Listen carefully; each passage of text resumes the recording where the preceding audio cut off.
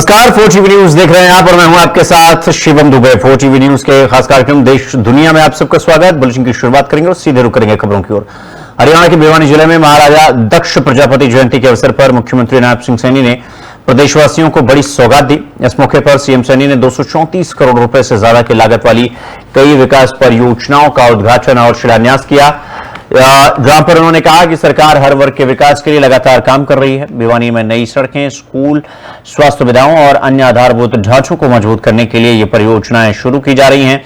कार्यक्रम में बड़ी संख्या में लोग शामिल हुए और उन्हें मुख्यमंत्री का स्वागत किया। उन्होंने मिलकर सीएम सैनी ने भरोसा दिलाया कि राज्य सरकार आगे भी इसी तरह जनता की जरूरतों को प्राथमिकता देती रहेगी।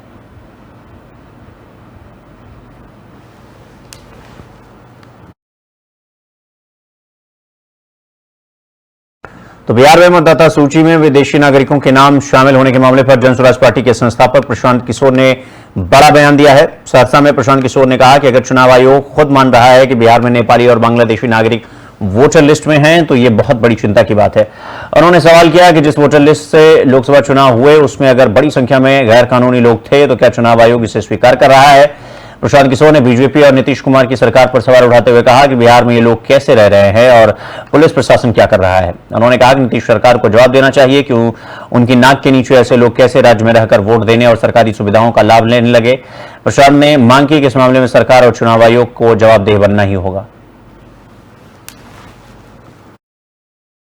अगर वो बता रहे हैं कि इसमें नेपाली बांग्लादेशी हैं तो ये बड़े चिंता की बात है, क्योंकि इसी इलेक्टोरल रोल से अभी 1-1.5 साल पहले पार्लियामेंट का चुनाव हुआ है। मोदी जी उसी इलेक्टोरल रोल से चुनकर प्रधानमंत्री बने हैं। तो क्या इलेक्शन कमीशन ये मान रहा है, स्वीकार कर रहा है कि जिस इलेक्टोरल रोल से लोकसभा का चुनाव हुआ उसमें बहुत सारे बांग्लादेशी या दूसरे गैर कानूनी लोग वहां पर उस इलेक्टोरल रोल में हैं। और दूसरी जो बड़ी बात है कि अगर ये लोग बिहार में आके रह रहे हैं तो बिहार में तो भाजपा की, नीतीश की ही सरकार है। ये लोग कैसे रह रहे हैं, पुलिस प्रशासन क्या कर रहा है, ये भी चिंता का बात है। और कहीं ना कहीं नीतीश सरकार को जवाब देना चाहिए कि इतने लोग, जो इलेक्शन कमीशन कह रहा है, सरकार की संस्था कह रही है, सरकार की संवैधानिक संस्था कह रही है कि बहुत सारे नेपाली बांग्लादेशी यहाँ पर आके रह रहे हैं और उन्होंने इलेक्टोरल रोल में बाकायदा अपना नाम लिखवाया है। तो नीतीश सरकार को जवाब देना चाहिए कि ऐसे लोगों को बिहार में आकर रहने का, यहाँ की सुविधाओं का फायदा उठाने का, यहाँ वोट देने का अधिकार उनकी सरकार के रहते कैसे संभव हो पाया है। अगर वो बता रहे हैं कि इसमें नेपाली बांग्लादेशी हैं तो ये बड़े चिंता की। तो जम्मू कश्मीर के बारामूला जिले से एक महत्वपूर्ण पहल की खबर सामने आई है, जहां उपराज्यपाल मनोज सिन्हा ने कश्मीर विश्वविद्यालय और जलीना बारामूला के उत्तरी परिसर में आतंकवाद के पीड़ित परिवारों से मुलाकात की और उन्हें बड़ी राहत दी। इस दौरान उन्होंने कहा कि आतंक की वजह से कई परिवार उजड़ गए हैं और ऐसे परिवारों को सरकार का पूरा सहारा मिलेगा। उपराज्यपाल ने बताया कि जिन योग्य लोगों को अब तक आर्थिक मदद नहीं मिल पाई है उन्हें सरकारी नौकरी देकर सहारा देने का फैसला किया गया है। इसी कड़ी में बारामूला में 40 लोगों को नियुक्ति पत्र सौंपे गए। इस दौरान कई परिवारों की आंखें नम थी और उन्होंने सरकार का आभार जताया। उपराज्यपाल ने भरोसा दिया कि जम्मू कश्मीर प्रशासन आगे भी आतंकवाद से प्रभावित परिवारों के पुनर्वास के लिए हर संभव प्रयास करता रहेगा। पुलिस से मैं मिला था और वो बड़ा भावनात्मक दृश्य था। अनेक ऐसे लोग जिन्हें आतंकवादियों ने आतंकवादी हिंसा का शिकार बनाया, कि उनका वाजिब हक था आर्थिक सहायता का, सरकारी नौकरी का, उन्हें नहीं मिल सका। उनके परिवारों की जो दुर्दशा है निश्चित रूप से आज आपने भी सुनी है। उसके बाद प्रशासन के वरिष्ठ अधिकारियों के साथ बैठ करके इस पर विचार किया गया और एक फैसला किया गया कि उन्हें सरकारी नौकरी जो एलिजिबल है उन्हें दी जाएगी, जिन्हें आर्थिक सहायता नहीं मिली है जो एलिजिबल है उन्हें दी जाएगी, सेल्फ एम्प्लॉयमेंट का इंतजाम किया जाएगा। और ऐसी घटनाएं जिनमें एफआईआर दर्ज नहीं हुई या प्रॉपर्टी जब्त कर ली गई, एफआईआर दर्ज करके कार्रवाई की जाएगी और उनकी प्रॉपर्टी उन्हें वापस दिलाई जाएगी। उसी कार्यक्रम के अंतर्गत आज बारामूला में 40 लोगों को नियुक्ति पत्र दिए गए हैं। वरिष्ठ प्रशासनिक अधिकारी इस पूरे मामले को देख रहे हैं। जम्मू कश्मीर के होम सेक्रेटरी इसके नोडल ऑफिसर हैं। हर डिस्ट्रिक्ट में एक हेल्पलाइन नंबर जारी किया गया है। मैं आपके माध्यम से जम्मू कश्मीर के ऐसे निवासियों से जो टेरर विक्टिम के शिकार हैं अपील करना चाहता हूं कि वो उस हेल्पलाइन पर अपनी एप्लीकेशन दें, उस पर शिद्दत से कार्रवाई की जाएगी। तो चंडीगढ़ से सियासत से जुड़ी एक अहम प्रतिक्रिया सामने आई है, जहां केंद्रीय राज्य मंत्री रवनीत सिंह बिट्टू ने अश्विनी शर्मा को लेकर बड़ा बयान दिया है। उन्होंने कहा कि अश्विनी शर्मा ने कठिन समय में भी पार्टी अध्यक्ष की जिम्मेदारी संभाली और अब हाईकमान ने उन पर दोबारा भरोसा जताया है। बिट्टू ने कहा कि अश्विनी शर्मा ने न सिर्फ चयनित हैं बल्कि निर्वाचित भी हैं और बीजेपी में विधायक बनना आसान नहीं होता, खासकर जब हालात चुनौतीपूर्ण हो। उन्होंने कहा कि अश्विनी शर्मा ने विधानसभा में भी संघर्ष किया है और पार्टी के लिए हर परिस्थिति में खड़े रहे हैं। केंद्रीय मंत्री बिट्टू ने इसके लिए पार्टी हाईकमान का तहे दिल से धन्यवाद भी किया और भरोसा जताया कि अश्विनी शर्मा के नेतृत्व में पार्टी को मजबूती मिलेगी।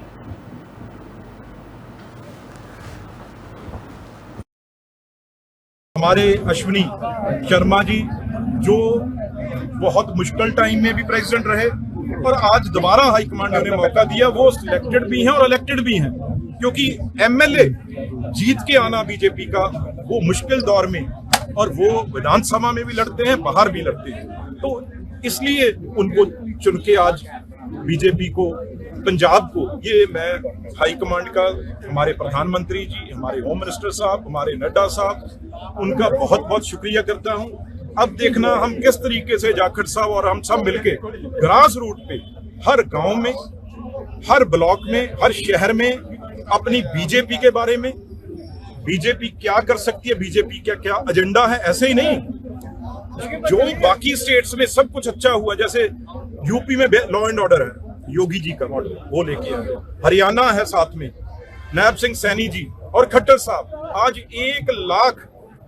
1 लाख करोड़ जीएसटी का मुनाफा है आज हरियाणा से, और पंजाब 4 लाख करोड़ के घाटे में है, और गुजरात जिसमें आज पटेल साहब का स्टैचू देखिए, आज दुनिया आती है वहां उसे देखने, आज नेटवर्क रेलवे का देखिए, आज वहां पे बुलेट ट्रेन चल रही है, वो सब चीजें वक्त स्टेट से, अलग अलग स्टेटों से लोगों को बताएंगे भी ये 27 के बाद यहाँ पे डबल इंजन की सरकार लागू करेगी। हमारे अश्विनी।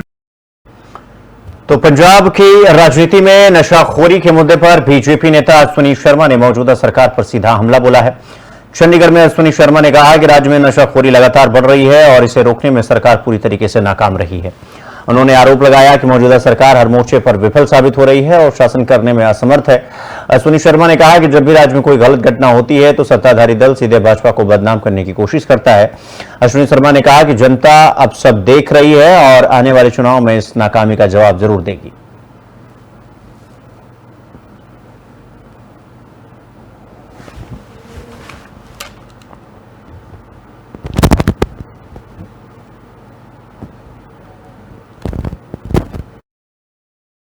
नशा एज इट इज मिल रहा है, ये उत्ते भी फेल हो गए, भैनों के नाल 1000 रुपए वाले मामले च भी ये फेल हो गए। ये सरकार कानून व्यवस्था के मामले च किसी भी राज की मुढ़ली जरूरत उसका मूल्यांकन यह किया जाता है कि उतों के व्यापारी, उतों का सामान्य जनमानस, उतों के लोकी क्या अपने आप को सुरक्षित फील करते हैं।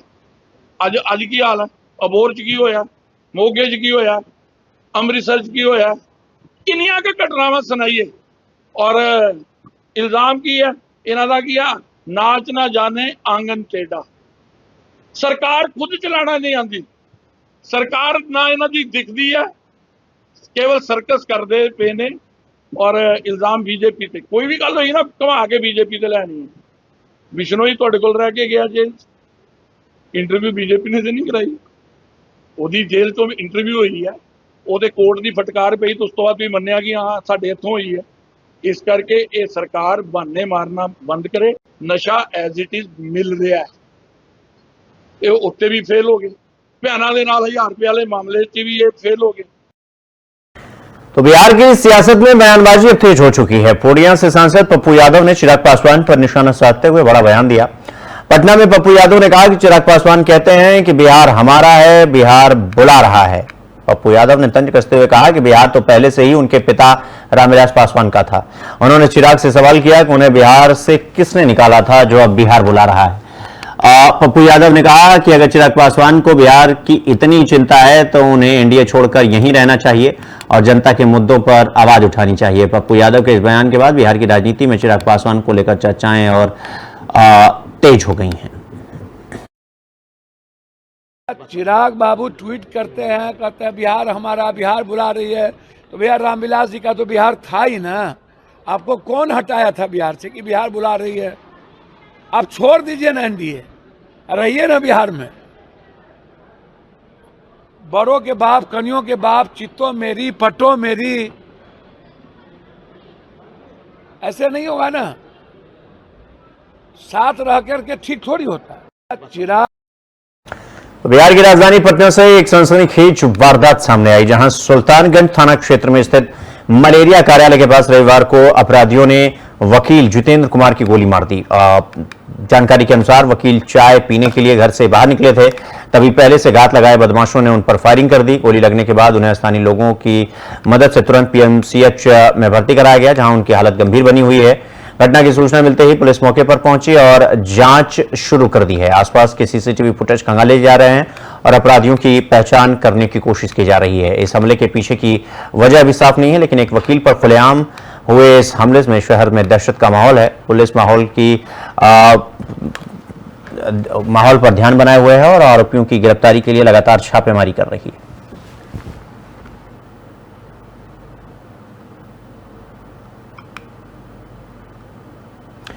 महाराष्ट्र की सियासत में एक बार फिर तल्खी दिखी, जब शिवसेना सांसद नरेश महस्के ने उद्धव ठाकरे और राज ठाकरे पर सीधा निशाना साधा। नवी मुंबई में मीडिया से बातचीत करते हुए महस्के ने कहा कि जो लोग खुद भ्रष्टाचार के आरोप में घिरे हैं, उन्हें दूसरों पर सवाल उठाने का कोई अधिकार नहीं है। उन्होंने कहा कि उद्धव ठाकरे को पहले अपने ऊपर लगे सवालों का जवाब देना चाहिए, उसके बाद ही राज ठाकरे को प्रतिक्रिया देनी चाहिए। साथ ही उन्होंने ये भी जोड़ा कि राज ठाकरे को भी उसी अंदाज में जवाब देना चाहिए जैसा वो दूसरों के लिए इस्तेमाल करते हैं। नरेश महस्के के इस बयान को राजनीतिक गलियारों में शिवसेना की आक्रामक रणनीति के रूप में देखा जा रहा है। वहीं ठाकरे गुट की ओर से अब तक इस बयान पर कोई प्रतिक्रिया नहीं आई है।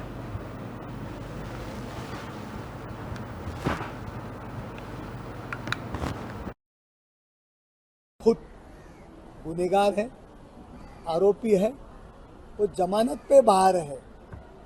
जिनको खुद को पत्राचार घोटाला में गैर व्यवहार किया, ये आरोप में खुद अंदर थे, जमानत पे वो बाहर आए, उनको किसी के बारे में कहने का क्या अधिकार है?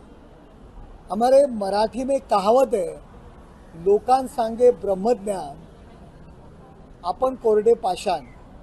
उसी तरह उनकी हालत है। उनको जो खुद भ्रष्टाचारी है, उनको दूसरे को भ्रष्टाचारी कहने का हक नहीं है। देखो, अभी राज साहब ठाकरे की जो जरूरत लग रही है, राज साहब ठाकरे और हम लोग साथ में आएंगे तो महाराष्ट्र का विकास होगा, ये अभी बोल रहे हैं। लेकिन जिस टाइम राज ठाकरे जी को, राज साहब को चावल, खुद गुनहगार है। तो दिल्ली में पूर्व विदेश सचिव हर्षवर्धन श्रृंगला ने कांग्रेस सांसद राहुल गांधी पर तीखा हमला बोला। उन्होंने कहा कि विदेश यात्रा करना एक बात है, लेकिन विदेश जाकर अपने ही देश के खिलाफ बोलना बिल्कुल अलग बात है। श्रृंगला ने साफ तौर पर कहा कि राहुल गांधी विदेशों में भारत की आलोचना करते हैं और देश की उपलब्धियों को उजागर करने के बजाय सिर्फ नकारात्मक बातें सामने रखते हैं, जो कि बेहद दुर्भाग्यपूर्ण है। उन्होंने कहा कि यह रवैया न सिर्फ गलत है, बल्कि देश के नागरिकों की भावनाओं को भी आहत करता है। श्रृंगला ने दावा किया कि इस तरह के बयानों से अंतर्राष्ट्रीय मंच पर भारत की छवि को नुकसान पहुंचता है और देश के लोग राहुल गांधी की इन हरकतों से नाराज है। उनका बयान विपक्ष और सरकार के बीच चल रही वैचारिक लड़ाई को और तेज कर सकता है।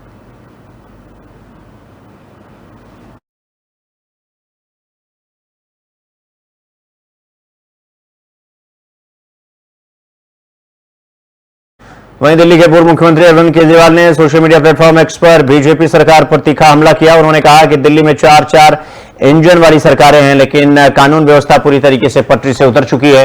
केजरीवाल ने कहा कि राजधानी में लूट, हत्या और रंगदारी जैसी घटनाएं आम हो गई हैं, जो चिंता का विषय है। उन्होंने सीधे तौर पर बीजेपी पर आरोप लगाया कि उनकी ये 4 इंजन वाली सरकारें दिल्ली को बर्बाद कर रही हैं। केजरीवाल के इस बयान ने राजनीतिक माहौल को गरमा दिया है और दिल्ली की कानून व्यवस्था पर बहस तेज कर दी है। इस पर बीजेपी ने अभी कोई प्रतिक्रिया नहीं दी है।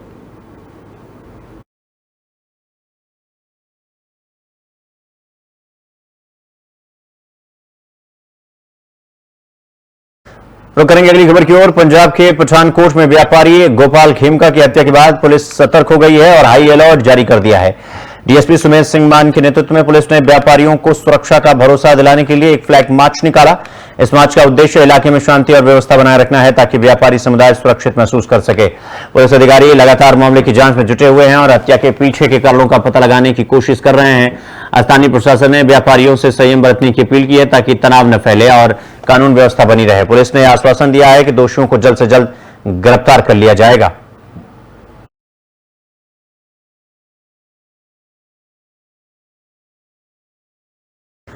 वहीं पटना से जारी बयान में आरजेडी के नेता तेजस्वी यादव ने चुनाव आयोग की कार्यप्रणाली पर गंभीर सवाल उठाए हैं। उन्होंने कहा कि सुप्रीम कोर्ट द्वारा दस्तावेजों में लचीलापन लाने की सलाह देने के बावजूद निर्वाचन आयोग ने न कोई औपचारिक संशोधित अधिसूचना जारी की। तेजस्वी यादव ने आरोप लगाया कि चुनाव आयोग यह नहीं बताया कि कितने प्रपत्र बिना दस्तावेज या बिना मतदाता की प्रत्यक्ष भागीदारी के अपलोड हुए हैं, जिससे फर्जी अपलोडिंग की संभावनाएं बढ़ जाती हैं। उन्होंने बताया कि कई जिलों में विपक्षी दलों के बीएलए को सूचित नहीं किया गया और उन्हें प्रक्रिया में सक्रिय भागीदारी से रोका जा रहा है। साथ ही उन्होंने बीएलओ और ईआरओ पर 50% से ज्यादा अधिक अपलोडिंग का लक्ष्य थोपे जाने की रिपोर्ट का जिक्र किया। तेजस्वी का यह बयान आगामी चुनाव प्रक्रिया पर सवाल उठाता है और राजनीतिक हलकों में चर्चा का विषय बना हुआ है।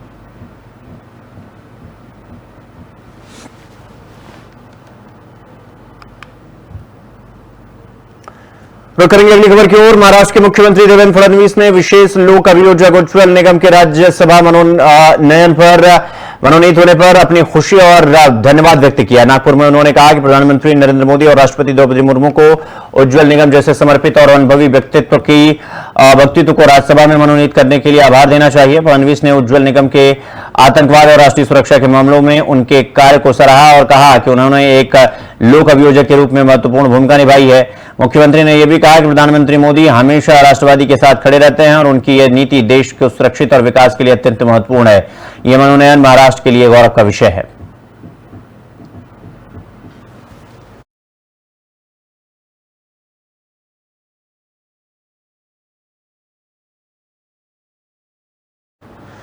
तो एनफोर्समेंट डायरेक्टरेट यानी प्रवर्तन निर्देशालय यानी ईडी ने धन संशोधन निवारण अधिनियम पीएमएलए 2002 के तहत मुकदमों की सुनवाई में तेजी लाने के लिए एक महत्वपूर्ण कदम उठाया है। इसके तहत उन राज्यों में अतिरिक्त विशेष अदालतों की स्थापना आदेश जारी कर दिए गए हैं जहां पहले अदालतों की संख्या कम होने की वजह से मुकदमे की कार्रवाई में देरी हो रही थी। इस कदम से पीएमएलए से जुड़े मामलों की सुनवाई तेज होगी और न्याय प्रक्रिया को गति मिलेगी। ईडी ने कहा कि यह पहल न्यायिक सुरक्षा को बेहतर बनाने और भ्रष्टाचार और धन संशोधन के खिलाफ प्रभावी कार्रवाई सुनिश्चित करने की दिशा में महत्वपूर्ण होगी। इससे देश में वित्तीय अपराधों पर सख्त नजर रखने की रणनीति को बल मिलेगा।